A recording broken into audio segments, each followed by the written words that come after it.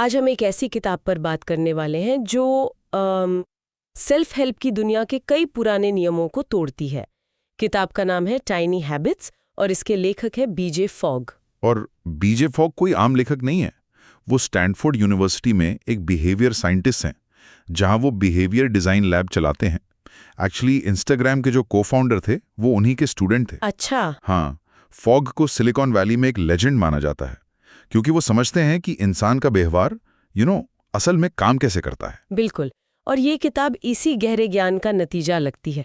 ये उन सभी लोगों के लिए है जो खुद को बदलना चाहते हैं, ज्यादा प्रोडक्टिव, ज्यादा स्वस्थ, ज्यादा खुश बनना चाहते हैं, लेकिन बार बार कोशिश करने के बाद भी हार मान लेते हैं। ये किताब इस आम धारणा को सीधी चुनौती देती है कि बदलाव लाना बहुत मुश्किल होता है और उसके लिए जबरदस्त इच्छा शक्ति चाहिए। सही कहा। इसे समझने के लिए बांस के पेड़ का एक बेहतरीन उदाहरण है। बांस का पेड़ जब लगाया जाता है तो 4 साल तक जमीन के ऊपर कुछ खास नहीं दिखता। कुछ भी नहीं? बस एक छोटा सा अंकुर, ऐसा लगता है कि कुछ हो ही नहीं रहा, लेकिन असल में वो जमीन के नीचे अपनी जड़ों का एक मजबूत नेटवर्क बना रहा होता है। और जब वो जड़ें तैयार हो जाती हैं तो वो पेड़ सिर्फ कुछ हफ्तों में 90 फीट तक ऊंचा उठ जाता है। अच्छी आदतें बनाना भी कुछ ऐसा ही है। क्या बात है। तो चलिए इसी विचार को और गहराई से समझते हैं। देखते हैं कि कैसे ये छोटे छोटे, लगभग अदृश्य लगने वाले कदम असल में हमारी जिंदगी में बड़े और स्थायी बदलाव ला सकते हैं। तो इस किताब का सबसे बड़ा आइडिया क्या है? इसका सबसे बड़ा और सबसे जरूरी आइडिया ये है कि आदतें ना बनाना हमारी व्यक्तिगत विफलता नहीं है। ये एक डिजाइन की समस्या है। सालों से हमें बताया गया है कि अगर हम कोई आदत नहीं बना पा रहे तो हमें इच्छा शक्ति की कमी है, हम आलसी हैं या हमें अनुशासन नहीं है। फॉग कहते हैं कि ये सब बकवास है। मतलब कमी मुझ में नहीं, मेरे तरीके में है। बिल्कुल, ये एक बहुत बड़ा मानसिक बदलाव है। फॉग कहते हैं कि लोग अच्छा महसूस करके बदलते हैं, बुरा महसूस करके नहीं। जब हम खुद को कोसते हैं तो हम बदलाव की प्रक्रिया को और मुश्किल बना देते हैं। सही बात है। टाइनी हैबिट्स का पूरा ढांचा इसी एक विचार पर बना है। अपने व्यवहार को डिजाइन करो, अपनी इच्छा शक्ति पर जोर मत डालो। ठीक है, तो अगर ये एक डिजाइन प्रॉब्लम है तो इसका कोई फॉर्मूला भी होगा। मैंने सुना है फॉग के बिहेवियर मॉडल के बारे में, B=MAP। ये क्या है? हाँ, ये इस पूरी किताब का इंजन है। B=MAP का मतलब है बिहेवियर यानी व्यवहार तब होता है जब मोटिवेशन यानी प्रेरणा, एबिलिटी यानी क्षमता और प्रॉम्प्ट यानी संकेत, ये तीनों एक ही समय पर एक साथ आते हैं। इसे थोड़ा और आसान भाषा में समझते हैं। मोटिवेशन तो मैं समझती हूँ, किसी काम को करने की इच्छा, लेकिन एबिलिटी और प्रॉम्प्ट का क्या रोल है? प्रॉम्प्ट यानी संकेत, वो ट्रिगर है जो आपको उस काम को करने की याद दिलाता है। जैसे फोन पर आया नोटिफिकेशन एक प्रॉम्प्ट है। अच्छा। एबिलिटी यानी क्षमता, इसका मतलब सिर्फ ये नहीं है कि आप में वो काम करने का कौशल है, बल्कि ये भी है कि वो काम करना कितना आसान है। ठीक है। और इस फॉर्मूले की सबसे जरूरी बात यह है कि फॉग कहते हैं कि प्रेरणा यानी मोटिवेशन पर कभी भरोसा मत करो। ये तो बहुत अजीब बात है। हम तो हमेशा यही सुनते हैं कि मोटिवेटेड रहो। और यही हमारी सबसे बड़ी गलती है। प्रेरणा एक अनरिलायबल दोस्त की तरह है, जो कभी आता है कभी नहीं। आज आप सुबह 5 बजे उठने के लिए बहुत मोटिवेटेड हो सकते हैं, कल शायद बिल्कुल नहीं। हाँ, ये तो होता है। असली कंट्रोल हमारे पास क्षमता यानी एबिलिटी और संकेत यानी प्रॉम्प्ट पर होता है। और यही इस मेथड का जादू है। अगर आप किसी व्यवहार को करवाना चाहते हैं तो उसे करने का संकेत दे और उसे जितना हो सके आसान बना दे। मतलब अगर कोई बुरी आदत तोड़नी है, जैसे बार बार फोन चेक करना, तो हम प्रॉम्प्ट को ही हटा दें, नोटिफिकेशन बंद कर दें। एग्जैक्टली। अगर संकेत ही नहीं होगा तो व्यवहार शुरू ही नहीं होगा। इसी तरह अगर कोई अच्छी आदत बनानी है, जैसे रोज सुबह जर्नल लिखना, तो आप प्रॉम्प्ट को मजबूत करें और एबिलिटी बढ़ाएं। कैसे? यानी अपनी नोटबुक और पेन को अपने तकिए के पास रखें। ये एक मजबूत प्रॉम्प्ट है और लिखने का काम आसान बना दें। ठीक है, तो यहीं से शायद तीसरा अध्याय आता है, व्यवहार को आसान बनाना। फॉग किसी आदत को आसान बनाने के क्या तरीके बताते हैं? वो 3 मुख्य तरीके बताते हैं। पहला, अपनी स्किल्स बढ़ाएं। जब आप किसी चीज में बेहतर होते हैं तो उसे करना आसान लगता है। सही है। दूसरा, अच्छे टूल्स का इस्तेमाल करें। किताब में मौली का एक बहुत अच्छा उदाहरण है। वो घर पर खाना बनाने से बचती थी क्योंकि उसे सब्जियां काटना बहुत बड़ा झंझट लगता था। हाँ, ये तो बहुत लोगों की समस्या है। फिर उसने एक मैंडोलिन स्लाइसर खरीदा जिससे सब्जियां सेकंडों में कट जाती थीं। अचानक खाना बनाने की सबसे मुश्किल चीज सबसे आसान हो गई।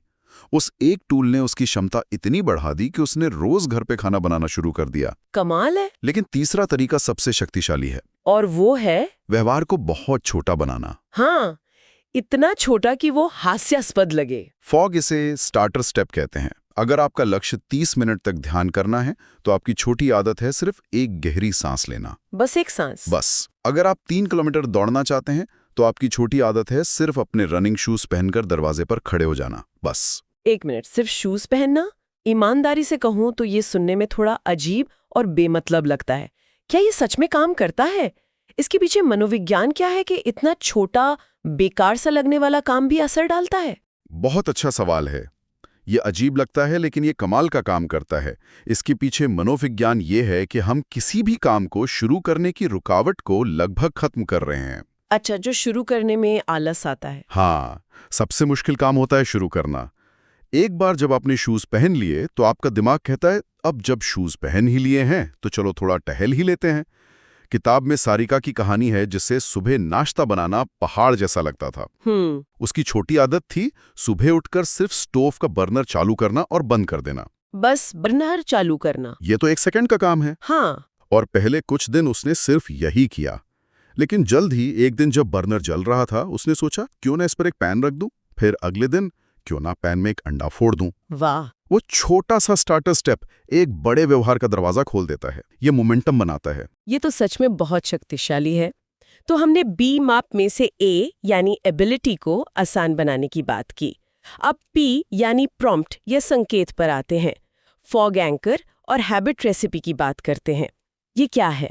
एंकर आपकी दिनचर्या का एक स्थिर और विश्वसनीय हिस्सा है, जैसे सुबह उठकर बिस्तर ठीक करना, दांत ब्रश करना या अपनी पहली कप कॉफी बनाना, जो हम रोज करते ही हैं। हाँ, ये वो काम है जो आप लगभग हर दिन बिना सोचे समझे करते हैं। ये पहले से ही आपके दिमाग में पक्के हो चुके हैं।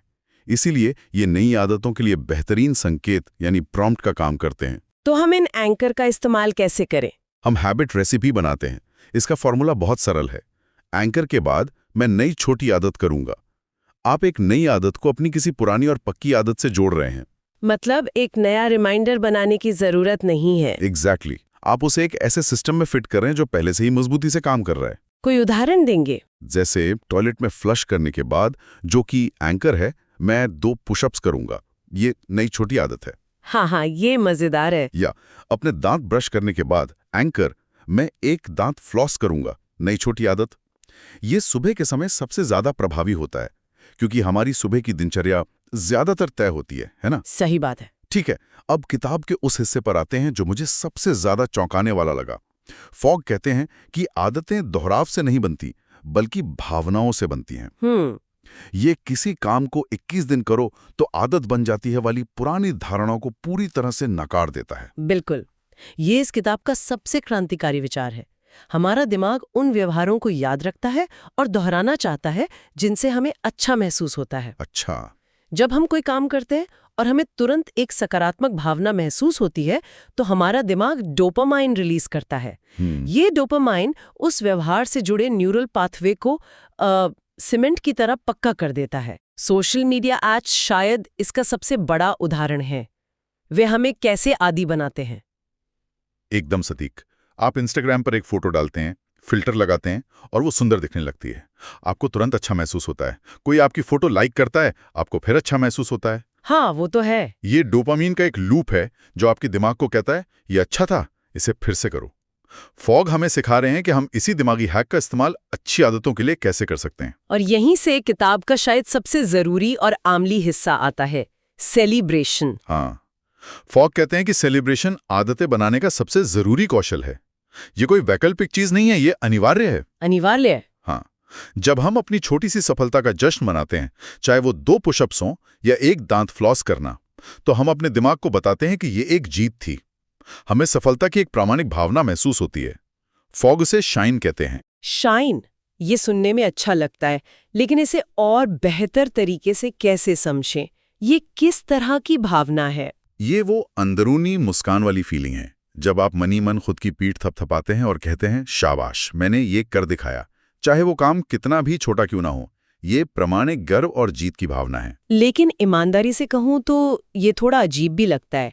एक पुशअप करने के बाद खुद को शाबाशी देना, या यस चिल्लाना शुरू में तो बहुत बनावटी लगेगा। आपने बिल्कुल सही नस पकड़ी है। ज्यादातर लोगों को शुरू में ये बहुत अजीब और बनावटी लगता है, लेकिन ये बिल्कुल सामान्य है। हमारा समाज हमें बड़ी सफलताओं का जश्न मनाना सिखाता है, छोटी छोटी जीतों का नहीं। लेकिन फॉग कहते हैं कि ये एक स्किल है जिसे सीखना पड़ता है। दो बातें बहुत जरूरी हैं। जश्न तुरंत मनाएं, व्यवहार करने के कुछ ही सेकंड के अंदर तुरंत। और दूसरा, तीव्रता से मनाएं, यानी उस भावना को सच में महसूस करें, चाहे वो कितनी भी छोटी क्यों ना हो। तो कोई अपना प्राकृतिक सेलिब्रेशन कैसे खोज सकता है? क्योंकि हर कोई जोर से यस नहीं चिल्लाना चाहेगा। इसका एक बहुत मजेदार तरीका है। सोचिए, जब आपको अपनी ड्रीम जॉब मिलती है या जब आपकी पसंदीदा क्रिकेट टीम आखिरी गेंद पर मैच जीत जाती है, तो आप उस पल में सहज रूप से क्या करते हैं? अच्छा सवाल है। कोई मुट्ठी भींचता है, कोई एक छोटा सा डांस मूव करता है, कोई जोर से वूहू करता है, कोई बस दिल से मुस्कुराता है। वही आपका प्राकृतिक सेलिब्रेशन है। उसी को अपनी छोटी आदतों के बाद इस्तेमाल करें। ठीक है, ये सब बहुत दिलचस्प है। तो अगर कोई सुनने वाला आज से ही शुरू करना चाहे तो उसे क्या करना चाहिए? पूरा प्रोसेस एक साथ कैसे काम करेगा? बहुत आसान है। सबसे पहले अपना एक लक्ष्य साफ करें। जैसे मैं रोज रात को किताब पढ़ना चाहता हूं। फिर उस लक्ष्य से जुड़ा एक बहुत ही छोटा विशिष्ट व्यवहार चुनें। जैसे मैं एक पैराग्राफ पढ़ूंगी। या उससे भी छोटा, मैं किताब खोलकर पहला वाक्य पढ़ूंगा। फिर बी मैप मॉडल का इस्तेमाल करें। एक मजबूत एंकर यानी संकेत ढूंढें। जैसे रात को अपने दांत ब्रश करने के बाद ये आपका एंकर हो गया। अब आपकी हैबिट रेसिपी तैयार है। रात को दांत ब्रश करने के बाद मैं अपनी किताब खोलकर पहला वाक्य पढ़ूंगा। और सबसे जरूरी, हर बार जब आप वो छोटा काम करें तो तुरंत जश्न मनाएं।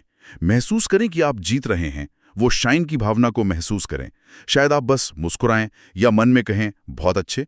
ये आपके दिमाग को सिखाएगा कि ये व्यवहार अच्छा है और इसे दोहराना है। कई लोग ये सुनकर सोच सकते हैं कि ये बहुत धीमी प्रक्रिया है। एक वाक्य पढ़ने से क्या होगा? क्या इससे सच में बड़े नतीजे मिल सकते हैं? इस पर फॉग्स का क्या कहना है? ये एक बहुत ही जायज सवाल है। फॉग कहते हैं कि छोटी आदतें जड़ों की तरह होती हैं। शुरुआत में वे छोटी रहती हैं, लेकिन वे स्वाभाविक रूप से बढ़ती हैं। अच्छा। जब आप रोज किताब खोलकर एक वाक्य पढ़ते हैं तो कुछ दिनों बाद आपका मन करेगा कि एक पैराग्राफ पढ़ लूं, फिर एक पेज। आदतें स्वाभाविक रूप से फैलती हैं, ठीक वैसे ही जैसे एक पौधा बढ़ता है। आपको उसे जबरदस्ती खींचना नहीं पड़ता। आप बस सही माहौल बनाते हैं। एग्जैक्टली, आप बस सही माहौल बनाते हैं और वो खुद ब खुद बढ़ता है। तो इस पूरी चर्चा का सार क्या है? अगर सुनने वालों को कुछ ही बातें याद रखनी हो तो वो क्या होंगी? पहली और सबसे जरूरी बात, लोग बुरा महसूस करके नहीं बल्कि अच्छा महसूस करके बदलते हैं। आदतें ना बना पाना आपकी व्यक्तिगत विफलता नहीं है, ये एक डिजाइन की कमी है। खुद को दोष देना बंद करें। दूसरी, व्यवहार का फॉर्मूला याद रखें। B=MAP। किसी भी आदत को बनाने या तोड़ने के लिए प्रेरणा, क्षमता और संकेत, इन तीनों पर काम करें। और याद रखें, प्रेरणा पर सबसे कम भरोसा करना है। तीसरा, हमेशा छोटे से शुरू करें। अपनी आदत को इतना छोटा बना दें कि आप असफल न हो सकें। एक दांत फ्लॉस करें, 2 पुशअप्स करें, एक वाक्य पढ़ें। ये इतना आसान होना चाहिए कि आप उसे न करने का कोई बहाना ना बना सकें। और आखिरी और सबसे जरूरी बात, चौथी, अपनी नई आदत को किसी मौजूदा दिनचर्या यानी एक एंकर से जोड़ें।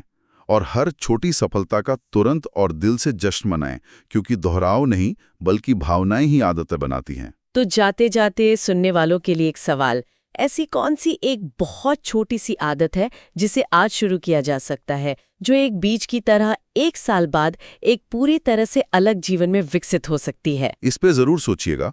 और ऐसी ही और शक्तिशाली किताबों के बारे में गहराई से जानने के लिए हमारे चैनल को सब्सक्राइब करें।